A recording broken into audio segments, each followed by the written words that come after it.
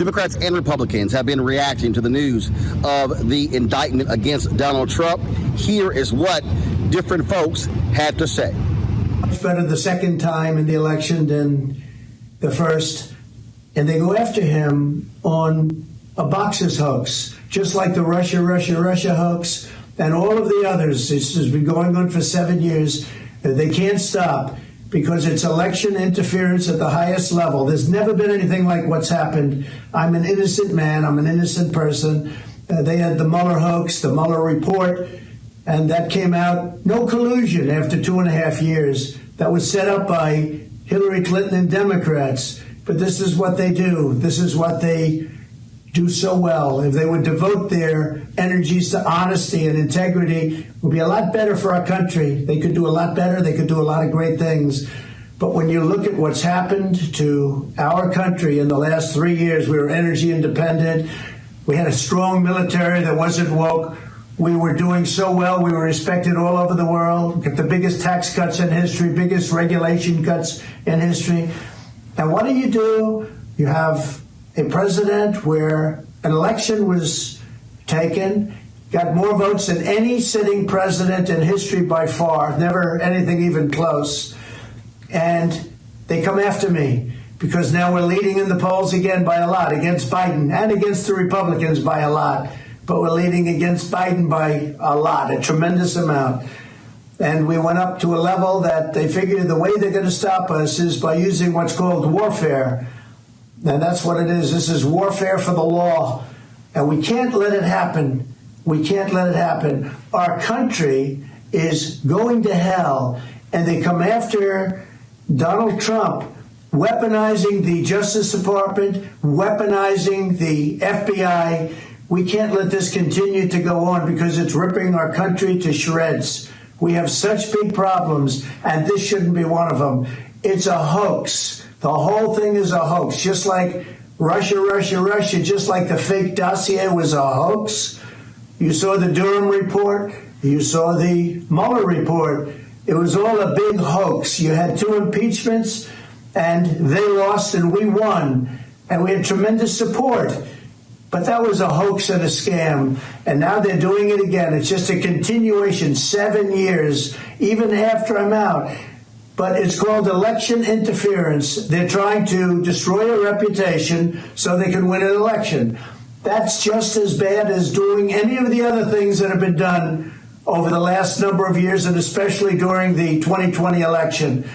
So I just want to tell you, I'm an innocent man. I did nothing wrong. And we will fight this out just like we've been fighting for 7 years. It would be wonderful if we could devote our full time to making America great again. And that's exactly what we did. But now, again, our country is in decline. We're a failing nation. And this is what they do. I'm an innocent man. We will prove that again. 7 years of proving it. And here we go again. Very unfair.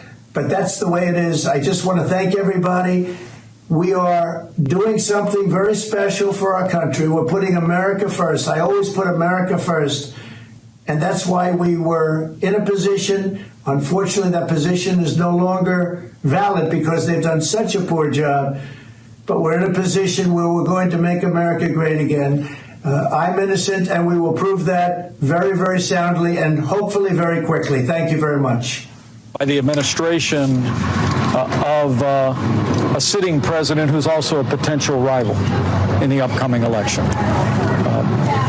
After years of politicization in the Justice Department, years that I lived through as vice president, watching the FBI make a decision not to bring charges against Hillary Clinton for mishandling classified information, to see 2.5 years of the Russia hoax that hung over our administration as we fought to turn America around. It still made it more secure and more prosperous than ever before. And now we know that the Russia hoax was entirely based on materials that should have never resulted in an FBI investigation, according to the Durham report. In the days that have followed that, we saw the big tech and big media literally suppress a story about the Hunter Biden laptop in the days leading up to the 2020 campaign.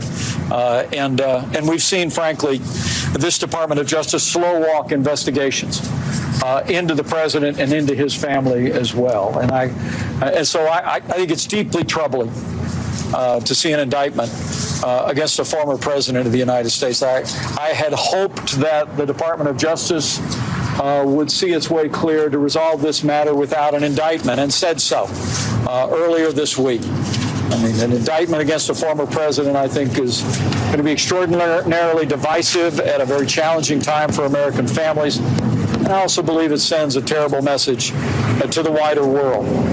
That being said, let me be clear on a few points. No one is above the law. And in America, we have to stand on the rule of law, irrespective of politics.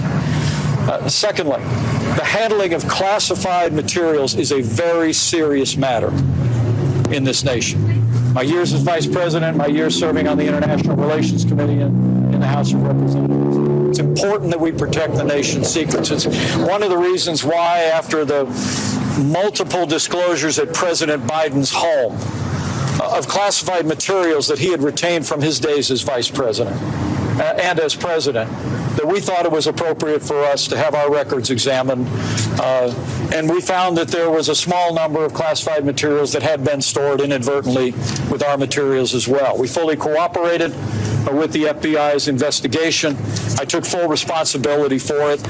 I'm pleased that last week the Department of Justice determined that it was an innocent mistake. But let me be clear, it was a mistake.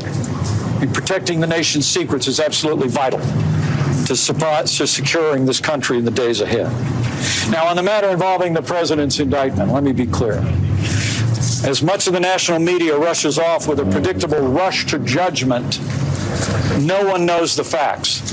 It's the reason why this morning I called on Attorney General Merrick Garland to unseal the indictment immediately and stand before the American people and answer questions as to why an indictment of a former president of the United States was appropriate in this matter.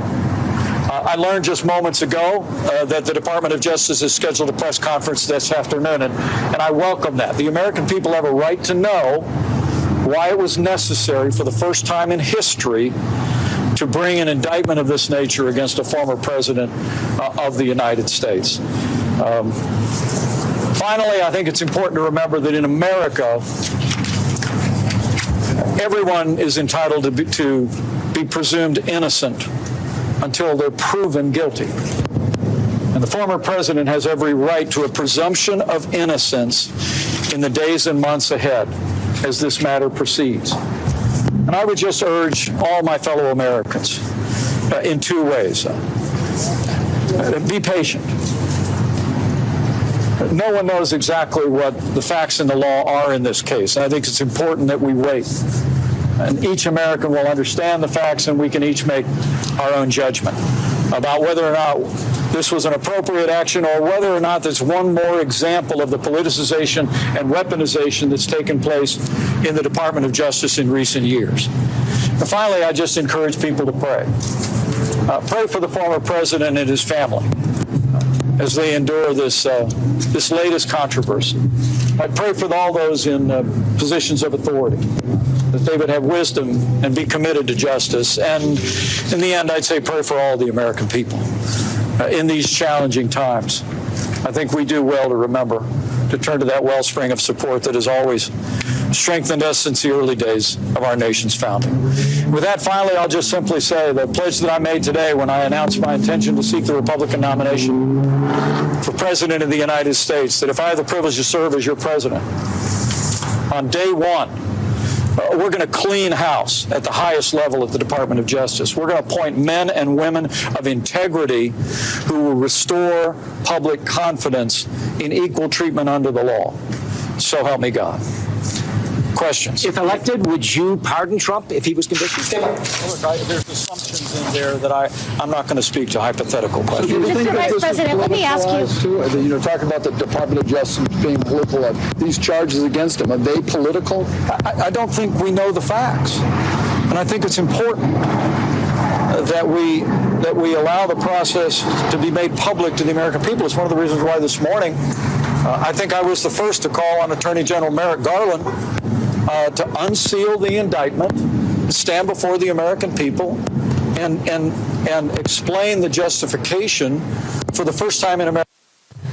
Well, look, I don't know, Brian, exactly what they're going to find and what's going to come in any indictment that may come. But I will say this. The problem with all this is that it's self-inflicted. In the end, I don't know that the government even knew that Joe Biden had those documents or not.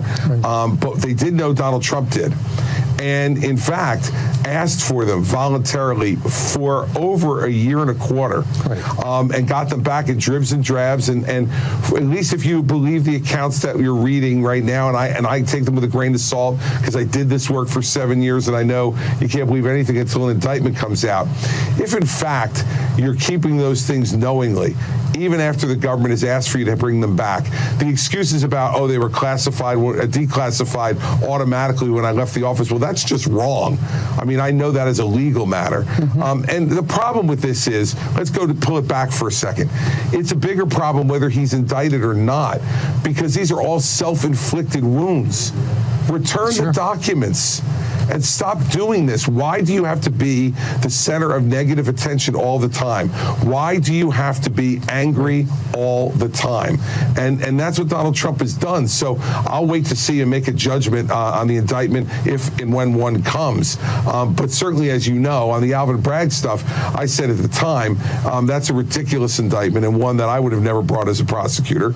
But it doesn't mean that the next one and the next one are not going to be problematic. And by the way, that's weight that Donald Trump will have to carry if he's the nominee into a general election in November. And why do we want to take that risk? President Biden, have you spoken to Attorney General Merrick Garland yet? I have not spoken to him at all. I'm not going to speak to him. No comment on what happened. All right, folks, back to that Roland Unfiltered video in just one moment. When you talk about blackness and what happens in black culture, we're about covering these things that matter to us, speaking to our issues and concerns. This is a genuine people-powered movement. There's a lot of stuff that we're not getting. You get it, and you spread the word. We wish to plead our own cause.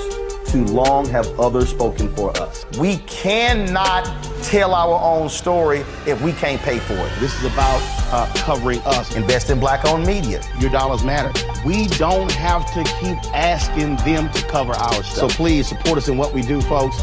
We want to hit 2,000 people, $50 this month, raise $100,000. We're behind 100,000, so we want to hit that. Y'all money makes this possible. Check some money orders. Go to P.O. Box 57196, Washington, D.C. 20037-0196. The Cash App is $RM Unfiltered. PayPal is R Martin Unfiltered.